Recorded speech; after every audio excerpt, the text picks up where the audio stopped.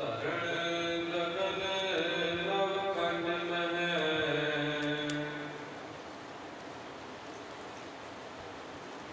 जोत स्वरूपी रहो पर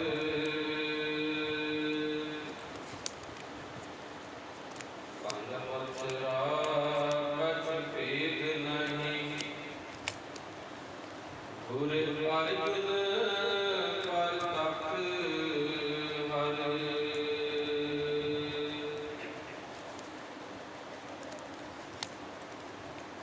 तत विचार यह मथुरा जग तारन का अवतार बनायो जपयो जिन अर्जुन देव गुरु फिर संकट जोन गर्भ न आयो जपयो जिन अर्जुन देव गुरु फिर संकट जोन गर्भ न आयो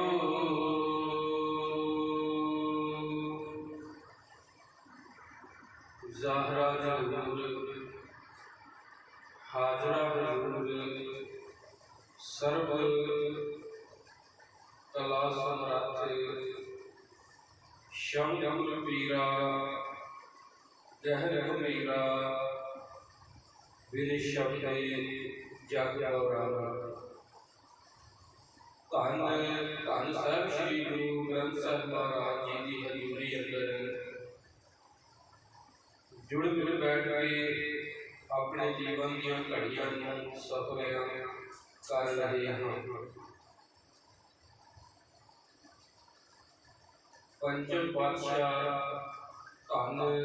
धन साहिब श्री गुरु अर्जन देव महाराज जी का जो कि कल शहीदी दिहाड़ा आ रहा है, इसके संबंध में आज रात्रि के विशेष दीवान सज रहे हैं। मेरे को पहला आप ने गुरुद्वारा साहिब के हजूरी करिए भाई शरजीत सिंह जी के जथे बसों गुरबाणी कीर्तन श्रवण किया। सो आओ गुरु अर्जन देव महाराज जी के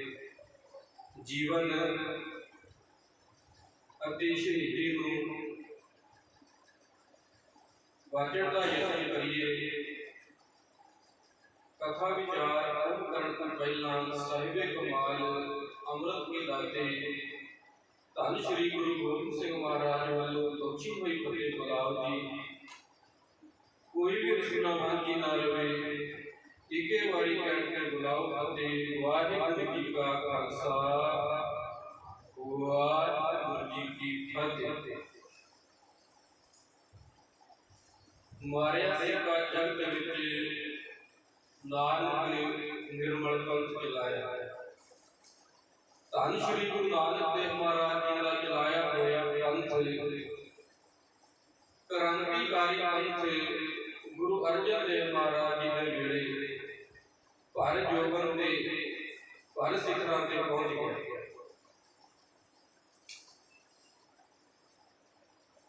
धन श्री गुरु अर्जन देव महाराज जी का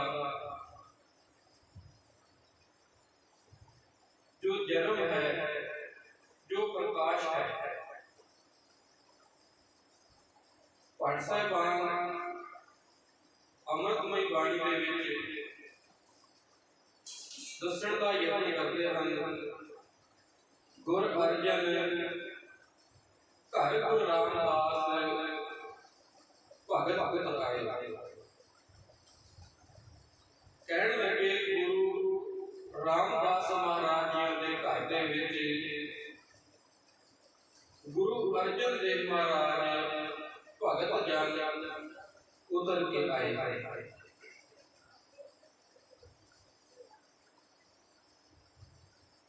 मैं बेनती करा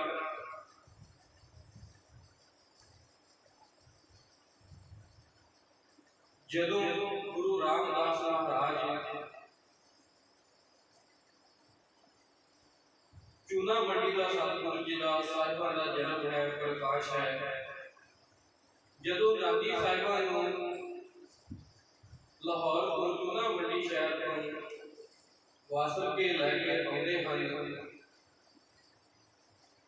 ਤੇ ਸਤਿਗੁਰੂ ਜੀ ਨੇ ਇੱਥੇ ਆਪਣਾ ਥੋੜਾ ਜਿਹਾ ਜੀਵਨ ਬਤੀਤ ਕੀਤਾ ਅਤੇ ਨਾਨੀ ਜੀ ਗੁਰੂ ਰਾਮਦਾਸ ਮਹਾਰਾਜ ਜੀ ਨੂੰ ਵਾਸਲ ਕੇ ਤੋਂ ਗੋਇੰਦਵਾਲ ਲੈ ਕੇ ਆ ਜਾਂਦੇ ਹਨ। ਗੋਇੰਦਵਾਲ ਸਾਹਿਬ ਧੰਨ ਸ਼੍ਰੀ ਗੁਰੂ ਅਮਰਦਾਸ ਮਹਾਰਾਜ ਜੀ ਨੇ ਵਸਾਇਆ ਹੈ। ਇੱਥੇ ਮਹਾਰਾਜ ਰਹਿੰਦੇ ਸਨ ਤੇ ਇਤਿਹਾਸ ਜਦ ਜ਼ਿਕਰ ਕਰਦੇ ਹਨ ਕਿ ਇੱਥੇ ਹੀ ਜਦੋਂ ਗੁਰੂ ਰਾਮਦਾਸ ਮਹਾਰਾਜ ਭਰ ਜਵਾਨੀ ਦੇ ਵਿੱਚ ਆਏ, ਭਰ ਜੋਬਨ ਦੇ ਵਿੱਚ ਆਏ ਤੇ ਗੁਰੂ ਰਾਮਦਾਸ ਮਹਾਰਾਜ ਗੁਜ਼ਰ ਰਹੇ ਸਨ ਤੇ ਗੁਰੂ ਅਮਰਦਾਸ ਮਹਾਰਾਜ ਜੀ ਨੇ ਧਰਮ ਸਰਬਤਨੀ ਬੀਬੀ ਜੀ ਨੇ ਕਿਹਾ ਸੀ ਕਿ ਬੀਬੀ ਭਾਨੀ ਜੀ ਹੁਣ ਵਿਆਹਣ ਯੋਗ ਹੋ ਗਏ ਹਨ, ਇਹਨਾਂ ਦਾ ਵਰ ਲਈਏ। ਤੇ ਸਤਿਗੁਰੂ ਜੀ ਨੇ ਪੁੱਛਿਆ ਸੀ ਵਰ ਕਿਹੋ ਜਿਹਾ ਹੋਵੇ, ਤਾਂ ਮਾਤਾ ਜੀ ਨੇ ਜਵਾਬ ਦਿੱਤਾ ਸੀ ਕਿ ਧੰਨ ਗੁਰੂ ਰਾਮਦਾਸ ਮਹਾਰਾਜ ਵਰਗਾ ਹੋਵੇ। ਉਦੋਂ ਗੁਰੂ ਨਹੀਂ ਸੀ ਬੜੇ, ਕਹਿੰਦੇ ਭਾਈ ਜੇਠੇ ਵਰਗਾ ਹੋਵੇ, ਤਾਂ ਸਤਿਗੁਰੂ ਜੀ ਨੇ ਕਿਹਾ ਸੀ ਕਿ ਭਾਈ ਜੇਠੇ ਵਰਗਾ ਤਾਂ ਇਕੱਲਾ ਭਾਈ ਜੇਠਾ ਹੀ ਹੈ, ਹੋਰ ਕੋਈ ਨਹੀਂ। मैं बेनती करा कि गुरु अर्जन देव महाराज जी का माफ करिए, गुरु रामदास महाराज जी का जो आनंद कारज होया वो बीबी भानी जी के नाल होया, गुरु अमरदास महाराज की सपुत्री के नाल। ते जदों आनंद कारज होंदा है 1553 ਦੇ ਵਿੱਚ ਤੇ ਸਤਿਗੁਰੂ ਜੀ ਦੇ ਗ੍ਰਹਿ ਵਿਖੇ ਧੰਨ ਸ਼੍ਰੀ ਗੁਰੂ ਰਾਮਦਾਸ ਮਹਾਰਾਜ ਦੇ ਗ੍ਰਹਿ ਵਿਖੇ ਮਾਤਾ ਭਾਨੀ ਜੀ ਦੇ ਕੁੱਖੋਂ 300 ਪੁੱਤਰਾਂ ਦਾ ਜਨਮ ਹੋਇਆ। ਧੰਨ ਸ਼੍ਰੀ ਗੁਰੂ ਅਰਜਨ ਦੇਵ ਮਹਾਰਾਜ ਸਭ ਤੋਂ ਛੋਟੇ ਹਨ। ਪਹਿਲਾ ਜਨਮ 1558 ਦੇ ਵਿੱਚ ਪਿਰਥੀ ਚੱਲਦਾ ਹੋਇਆ, ਫਿਰ 60 ਦੇ ਵਿੱਚ ਬਾਬਾ ਮਹਾਦੇਵ ਦਾ ਹੋਇਆ, ਫਿਰ 1563 ਦੇ ਵਿੱਚ ਧੰਨ ਸ਼੍ਰੀ ਗੁਰੂ ਅਰਜਨ ਦੇਵ ਮਹਾਰਾਜ ਜੀ ਦਾ ਪ੍ਰਕਾਸ਼ ਹੋਇਆ। ਜਦੋਂ ਗੁਰੂ ਅਰਜਨ ਦੇਵ ਮਹਾਰਾਜ ਜੀ ਦਾ ਪ੍ਰਕਾਸ਼ ਹੁੰਦਾ ਹੈ ਤਾਂ ਸਤਿਗੁਰੂ ਜੀ ਦਾ ਜਿਹੜਾ ਬਚਪਨ ਹੈ ਉਹ ਗੁਰੂ ਅਮਰਦਾਸ ਮਹਾਰਾਜ ਜੀ ਦੀ ਦੇਖ ਰੇਖ ਹੇਠ ਹੁੰਦਾ ਹੈ। ਇਤਿਹਾਸਕਾਰ ਇਹਨਾਂ ਜ਼ਿਕਰ ਕਰਦੇ ਹਨ ਕਿ ਇੱਕ ਦਿਨ ਗੁਰੂ ਅਰਜਨ ਦੇਵ ਮਹਾਰਾਜ ਰਿੜਦੇ ਧੰਨ ਸ਼੍ਰੀ ਗੁਰੂ ਅਮਰਦਾਸ ਮਹਾਰਾਜ ਜੀ ਦੇ ਮੰਜੀ ਦੇ ਵਿੱਚ ਜਾ ਕੇ ਖਲੋ ਗਏ। ਉਹਨਾਂ ਨੇ ਤੇ ਮਹਾਰਾਜ ਨੇ ਕਿਹਾ ਕਿਹੜਾ ਪੁੱਤ ਭਾਰੀ ਜਿਹਨੇ ਮੰਜੀ ਖਲਾਈ ਸਾਰੀ, ਤੇ ਮਾਤਾ ਜੀ ਨੇ ਲੈ ਗਏ ਤੇ ਸਤਿਗੁਰੂ ਜੀ ਨੇ ਕਿਹਾ ਸੀਗਾ ਕਹਿੰਦੇ ਦੋ ਤਾਂ ਪਾਣੀ ਦਾ ਕੋਈ ਤਾਂ ਕਹਿੰਦੇ ਗੁਰੂ ਅਰਜਨ ਦੇਵ ਮਹਾਰਾਜ ਪਾਣੀ ਦੇ ਕੇ ਉਹ ਇੱਥੇ ਵੜ ਗਏ ਤੇ ਧੰਨ ਸ਼੍ਰੀ ਗੁਰੂ ਅਰਜਨ ਦੇਵ ਮਹਾਰਾਜ ਦਾ ਅੱਜ ਆਪਾਂ ਸ਼ਹੀਦੀ ਦਿਹਾੜਾ ਮਨਾ ਰਹੇ ਹਾਂ ਤੇ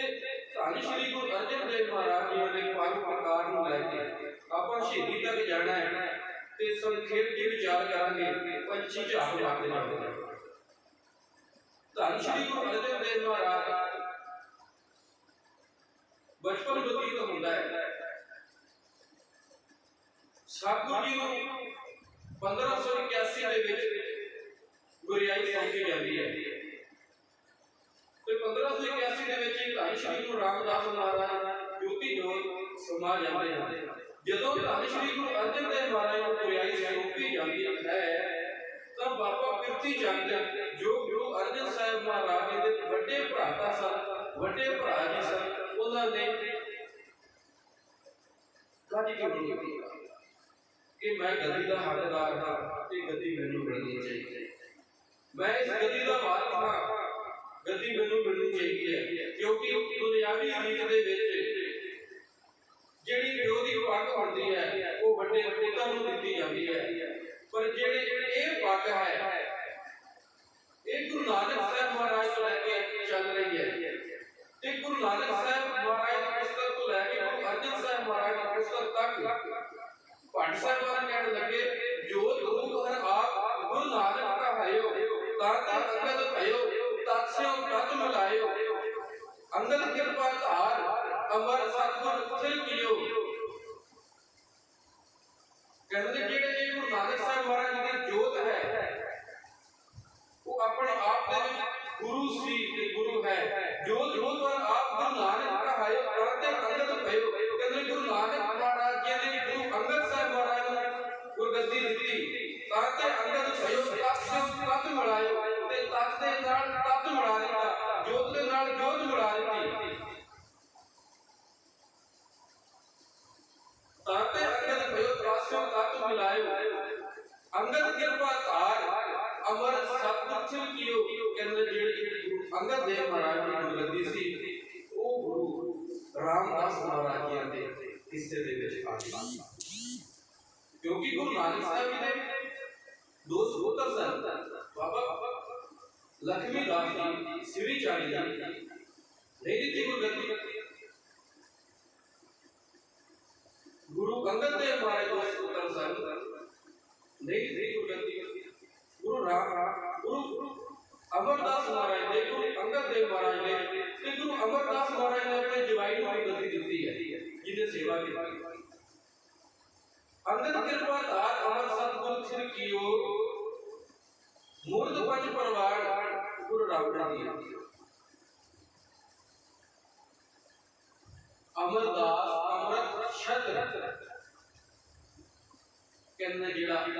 गुरु अमरदास महाराज जी का छत्र सीगा। अमरदास अमृत छत्र गुरु रामदास जी कहने जेड़ा गुरु अमरदास महाराज का छत्र सीगा, वो गुरु रामदास महाराज के हिस्से में आया। कहने मूर्त पंच परवार गुरु अर्जन भिखु देव। कहने धन श्री अर्जन देव महाराज मूर्त पंच परवार गुरु नानक साहब जी को लेके गुरु आप अर्जन देव महाराज, गुरु आप मूर्त आप गुरु किथे चंद कहता सी कि मैं बड़ा गद्दी मैनू मिलनी चाहिए है। पर जिंदे जी धन श्री गुरु अर्जन देव महाराज जदों लाहौर वाली रवाना होते हैं, तो सतगुरु जी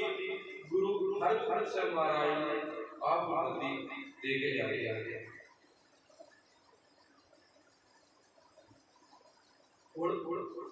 ਜਿਹੜਾ ਪਿਛਲਾ ਸਮਾਂ ਸੀ, ਇਹਦੇ ਵਿੱਚ ਜਦੋਂ ਗੁਰੂ ਰਾਮਦਾਸ ਮਹਾਰਾਜ ਜੀ ਨੇ ਭਰਾ ਦੇ ਸਪੁੱਤਰ ਦੇ ਵਿਆਹ ਤੇ ਭੇਜਣਾ ਸੀ, ਤਾਂ ਬਾਬਾ ਗੁਰਤੀ ਚੰਦ ਨੂੰ ਕਿਹਾ ਵੀ ਤੁਸੀਂ ਚਲੇ ਜਾਓ। ਗੁਰਤੀ ਚੰਦ ਕਹਿੰਦਾ ਕਿ ਨਹੀਂ, ਕਿ ਸਤਿਗੁਰੂ ਜੀ ਇੱਥੇ ਬਹੁਤ ਬੜੀ ਲੋੜ ਹੈ, ਕਿਉਂਕਿ ਗੁਰੂ अर्जन देव महाराज अमृतसर नगर में आ रहे थे, ते वो सारा कार व्यवहार जिहड़ा सीगा पैसे दा जो भी जिन्ना भी सीगा वो बाबा पृथ्वी चंद कर रहे थे। ते पृथ्वी चंद ने बड़ा जवाब दे दिता कि नहीं, तुसीं होर किसी नूं पुछ लो। ते होर किसी का मतलब ये सीगा कि तुसीं छोटे नूं पुछ लो, मेरे तो बाबा महादेव नहीं तो गुरु अर्जन साहब महाराज को पूछ लो। तो सतगुरु निकलो बोल गया गुरु रामदास महाराज ने कि गुरु अर्जन साहब महाराज आप जी ने लाहौर को प्यार करना है, आप जी ने भराता का ब्याह है, तुसीं उत्थे जाके मशहूरियत करनी है। तो सतगुरु जी ने कोई जवाब नहीं किया। सतगुरु ने कहा सत वचन, तो महाराज ने हुक्म किया कि जिन्ने चिर तक मैं ना कहा उन्ने चिर तक तुसीं परत के वापस नहीं आना। हुण कोई मनते हैं कोई नहीं मनते हैं, खैर आपको अपनी मत है जिन्हें किसी ने सतगुरु जी ने बख्शी है। पर इतिहासकार ने जिक्र किया है कि गुरु अर्जन साहब महाराज ने लाहौर को सतगुरु जी को चिट्ठियां भेजते सन कि महाराज तुसीं कदों मैनूं बुला रहे हो। ते जदों चिट्ठी आउंदी सी, क्योंकि बड़ा पुत्र चंदू सी माफ करें कीर्ति चंद से कीर्ति चंद चिट्ठियां निकालता सिलसिला चलता रहा। धन श्री गुरु अर्जन देव महाराज जी को बुलाया गया ते सतगुरु गुरु अर्जन देव महाराज के घर जदों तक बालक ने सुपुत्र ने जन्म नहीं लिया उदों तक किते ना किते कीर्ति चंद नूं आस सी कि गुरगद्दी का वारस मैं ही होवांगा। जो अपनी घरवाली गल हमेशा क्या करता सी कहता फिर की होया मैनू गुरगद्दी ना मिली पर मेरे पुत्र नूं जरूर मिलेगी।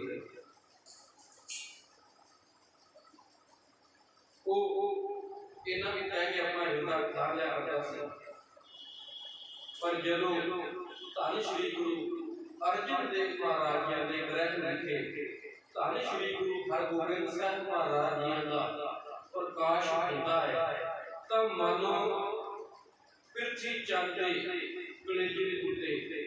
सब लड़ जाता है। माफ करिएगा ये बोल लिखे इतिहासकार ने कहते हैं पृथ्वी चंद के हिरदे ते सब लड़न लग जाता है कि हुण सारा काम खराब हो गया। मैं तो चाहता सी गुरगद्दी दा वारिस मैं नहीं बनया मेरा पुत्र बनेगा गुरु पर इत्थे तां कहानी कुछ होर होती दिख रही है। फिर इन्हें बहुत यमन कीते इतिहासकार ने यमन कीता है इन्हें सुमेरा भेजिया दाई ने भेजिया कि गुरु हरगोबिंद साहिब महाराज को खत्म कर दिया जाए। इन्हें दही दे विच जहर पा के सतगुरु की खोलने की कोशिश की पर ये सारा नाकाम है। इहदा वस ना चल सकिया। धन श्री गुरु हरगोबिंद साहिब महाराज जोबन दे होते थे। गुरु अर्जन देव महाराज जी जिहड़ा शहीदी का कारण है ना वो आपा मेरा पूरा चंदू ते लिया के खत्म नहीं कर देना। शासन की ख्याल रखा जी आप हुणे विचार साझी करेंगे। गुरु हरगोबिंद साहिब महाराज जोबन ते हुए तो सतगुरु जी का वर लभण की कोशिश की गई ते वो वर चंदू की धी वास्ते जाके लभ्या ते जदों चंदू की धी वास्ते वर कबूल हो गया ठीक हो गया सारा कुछ हो गया हाँ हो गई पर उन्हें बोल गया उन्हें बोल गया सीगा कि चुबारे की एक मोरी नूं जाके ला के आ गया जिहड़ा विचोला सीगा। ਇਹ ਗੱਲ ਸੰਗਤਾਂ ਨੂੰ ਨਾ ਚੰਗੀ ਲੱਗੀ ਤੇ ਲੱਗਣੀ ਨਹੀਂ ਚਾਹੀਦੀ ਗੁਰੂ ਜਦੋਂ ਸਾਡੇ ਗੁਰੂ ਦੇ ਉੱਤੇ ਗੱਲ ਆਵੇ ਕੋਈ ਵੀ ਸਿੱਖ ਹੋਵੇ ਜਿਹੜਾ ਗੁਰੂ ਨੂੰ ਪਿਆਰ ਕਰਦਾ ਹੈ ਮਾਫ ਕਰਿਆ ਜੇ ਅੱਜ ਪੱਗਾਂ ਬੰਨਣ ਵਾਲੇ ਸਿੱਖ ਨਹੀਂ ਰਹੇ ਅੱਜ ਪੱਗ ਬੰਨਣਾ ਵੀ ਟ੍ਰੈਂਡ ਹੋ ਗਿਆ ਜੀ ਪੱਗ ਬੰਨਣਾ ਵੀ ਅੱਜ ਇੱਕ ਫੈਸ਼ਨ ਹੋ ਗਿਆ फैशन प्रति हो गया। ਤੁਸੀਂ ਆਮ ਕਰਕੇ ਦੇਖਦੇ ਹੋਗੇ ਸੋਸ਼ਲ ਮੀਡੀਆ ਦਾ ਜ਼ਮਾਨਾ ਹੈ। ਮੈਨੂੰ ਮਾਫ ਕਰਿਆ ਜੇ ਮੈਂ ਦੇਖ ਰਿਹਾ ਸੀ ਇੱਕ ਬੀਬੀ ਸੀ ਉਹਨੇ ਕੇਸਕੀ ਸਜਾਈ ਹੋਈ ਤੇ ਉਹ ਕਿਸੇ ਸਾਨੂੰ ਕਿਸੇ ਧਰਮ ਦੇ ਨਾਲ ਕੋਈ ਵੈਰ ਵਿਰੋਧ ਨਹੀਂ ਹੈ। ਫਿਰ ਮੈਂ ਬੇਨਤੀ ਕਰਾਂ ਪਰ ਉਹ ਜਦੋਂ ਕਿਸੇ ਦੇ ਡੇਰੇ ਤੇ ਜਾ ਕੇ अपनी हाड़ी पीटियां सुनाने लग गई कि मैं बीमार सी मेरा शरीर ठीक नहीं सीगा मैं हुण ठीक हो गई हां। मैं कहना इहो जे बंदे ते धुर लानत है। सतगुरु जी बुलांदा पाउंदे ने कि जिहड़ा मेरा ना हो सकिया वो किसी दा नहीं हो सकदा। ਅਸੀਂ ਸਿੱਖਾਂ ਦੇ ਘਰ ਦੇ ਜਨਮ ਲੈ ਕੇ ਗੁਰੂ ਹਰਗੋਬਿੰਦ ਸਾਹਿਬ ਮਹਾਰਾਜ ਜੀ ਜਨਮ ਪੜਦੇ ਆ ਤੇ ਸਤਗੁਰੂ ਜੀ ਨੂੰ ਕਿਹੜੀ ਹੋਈ ਭਿਆਨਕ ਬਿਮਾਰੀ ਲੱਗ ਗਈ ਚੇਚਕ ਦੀ ਤੇ ਸਤਗੁਰੂ ਜੀ ਨੂੰ ਗੁਰੂ ਅਰਜਨ ਸਾਹਿਬ ਮਹਾਰਾਜ ਨੇ ਲੋਕਾਂ ਨੇ ਆ ਕੇ ਕਿਹਾ ਸੰਗਤਾਂ ਨੇ ਆ ਕੇ ਕਿਹਾ ਵਿਰੋਧੀ ਧਿਰਾਂ ਨੇ ਆ ਕੇ ਕਿਹਾ ਵੀ ਤੁਸੀਂ ਸੀਤਲਾ ਦੀ ਪੂਜਾ ਕਰੋ। ਮਹਾਰਾਜ ਕਹਿਣ ਲੱਗੇ ਮੈਂ ਕਿਸੇ ਦੀ ਪੂਜਾ ਨਹੀਂ ਕਰਦਾ ਮੈਂ ਸਿਰਫ ਇੱਕ ਅਕਾਲ ਪੁਰਖ ਦੀ ਪੂਜਾ ਕਰਦਾ। ਪੂਜਾ ਕੀ ਹੈ ਨਾਮ ਧਿਆਈ ਹੈ ਮੇਰਾ ਨਾਮ ਹੈ ਪੂਜਨਾ ਹੋਏ ਕਹਿੰਦਾ ਮੈਂ ਬਿਨਾਂ ਨਾਮ ਤੋਂ ਹੋਰ ਕਿਸੇ ਦੀ ਪੂਜਾ ਨਹੀਂ ਕਰਦਾ। ਅੱਜ ਸਾਡੇ ਅੰਦਰ ਪੱਕਾ ਬੰਨ ਕੇ ਮਾਫ ਕਰਿਆ ਜੇ पक्का बन के कब्रां ते जाके मत्थे टेकदे पए गातर पा के कब्रां ते जाके मत्थे टेकदे पए जेड़े कारण करके धन श्री गुरु अर्जन देव महाराज की शहीदी हुई वो असीं करम कर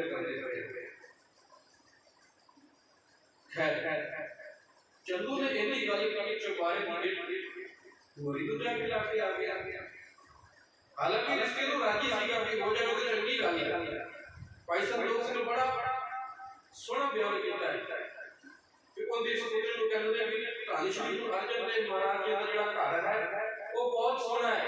उत्थे बहुत संगत आउंदी है, उत्थे बहुत चढ़ावा चढ़दा है, इहनूं किसी गल दी कमी नहीं होनी, पैसे की कमी नहीं होनी, धन दौलत की किसी प्रकार की तेरे अंदर कमी नहीं होनी। पर एक अहंकारी मन है ना, अहंकारी मन के अंदर ये आ गया कि मैं जहां क्यों मैं जहां किसी सरकार दे में नौकरी करदा, मैं समय की सरकार के अंदर नौकरी करदा, अंदर अहंकार है। ते उनके ये बोल कहने तो संगत को पता लग गया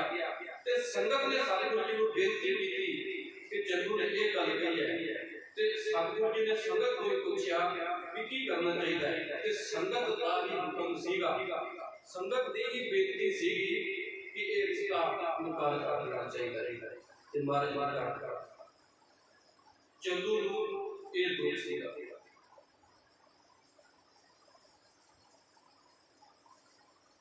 हुण जिहड़े लोग नहीं सी चाहते कि साडी दुकानदारियां बंद होवन, जिहड़े लोग चाहते सन कि असीं पखंड दी आड़ करके अपनी पूजा करवाइए ते उन्हां नूं जदों पता लग्या कि गुरु अर्जन साहिब महाराज जी ने एक ग्रंथ तैयार कीता है जिस दे विच पखंड दी पखंडवाद नेड़े नेड़े भी नहीं आउण दिता ते उन्होंने अपनी दुकानों के खतरे पाए। इत्थे काना होता है, पीलू होता है, छज्जू होता है, साल साल होता है। वो कहता सतगुरु जी मेरी बाणी की दर्ज कर दियो। महाराज कहने लगे ये किसी बंदे की बाणी नहीं, ये खसम की बाणी है। हुण वो भी अपना वैर करना चाहते हैं।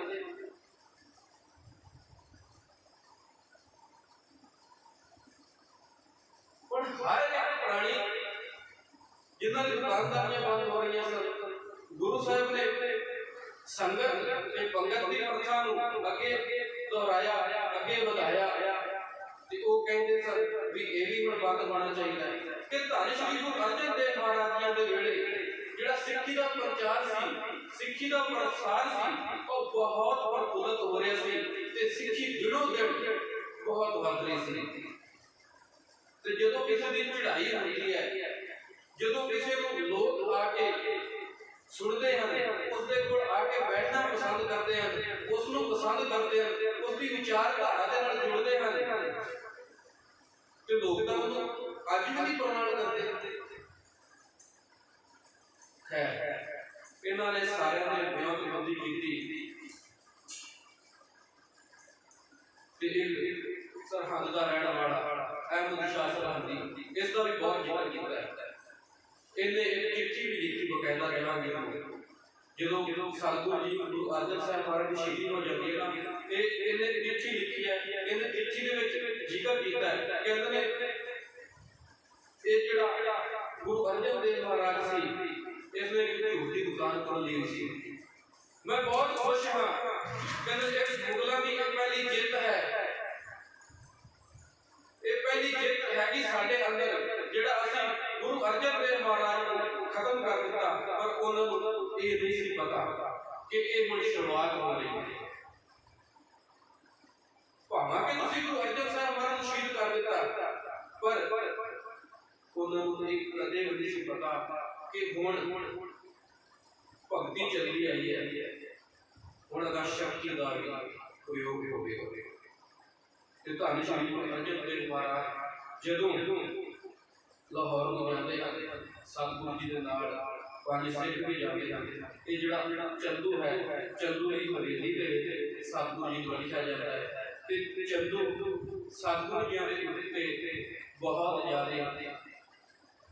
शरीरिक तौर पर कष्ट देता है। पहला पानी के विच उबालता है, पानी के विच उबाल के फिर तत्ती तवी ते बिठाता है, तत्ती तवी ते बिठा के फिर सतगुरु जी दे सीस दे विच गरम गरम रेता पाउंदा है। मालक जी कहण लगे उत्थे तेरा किया मीठा लागे हर नाम पड़ा नानक नाम सतगुरु जी उत्ते बोल सकते कि जेड़ा परमात्मा कर रहा है बिल्कुल ठीक कर रहा है ते सतगुरु गुरु अर्जन देव महाराज जी को पता सीगा कि ये लास्ट शरीर तक ही हुण भक्ति का प्रयोग होएगा मेरा शक्ति का प्रयोग होएगा ते गुरु अर्जन देव महाराज जी ने किया सीगा कि हुण ये तां गल नहीं बननी साहिबजादे ने कहो कि हुण वो वेला मिल गया किसी शहर में बहुत सोहने बोल हैं वो मैं कह के समाप्ति कर देनी है वो शहर कहने लग गया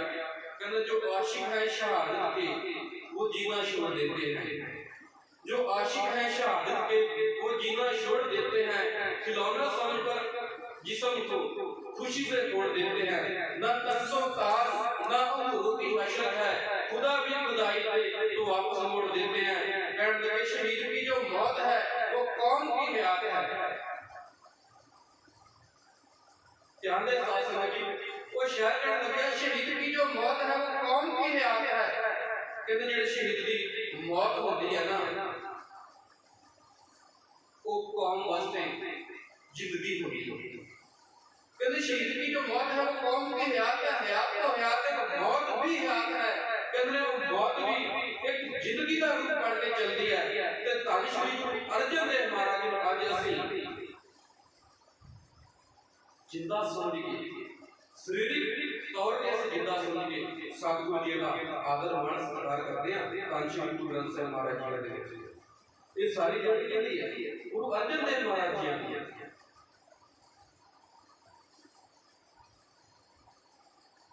पीर पैगंबर सालक साधक सौदे और शहीद शहीद का मतलब ये होता है गवाही देना शहीद का मतलब ये है गवाह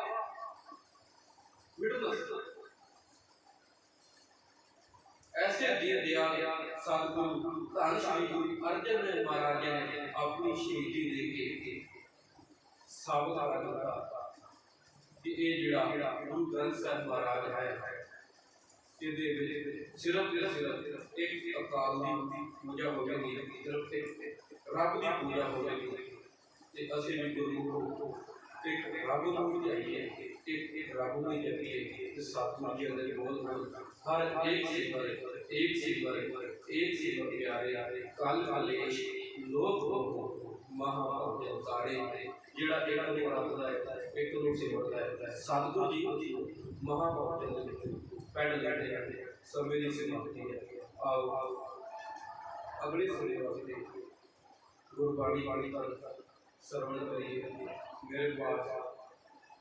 कथा करने का सतगुरु जी की विचार करते हैं बेअंत प्रकार के दुनिया जी आपने जान कर समझ के शिक्षा समझ के माफ कर देना जी आओ बुलाओ करते वाई वाई का खालसा वाई वाई